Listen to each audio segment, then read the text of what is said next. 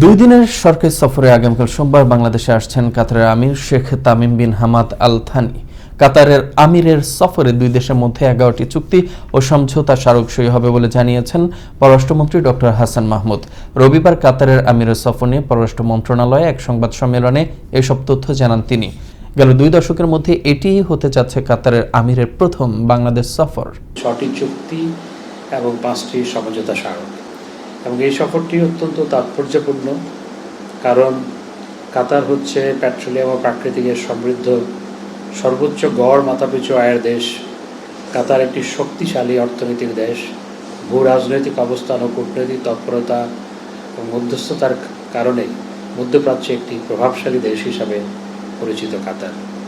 কাতার মধ্যপ্রাচ্যে বাংলাদেশের অন্যতম শ্রমবাজার, যেখানে প্রায় 4 লক্ষ বাংলাদেশি কাজ করছে।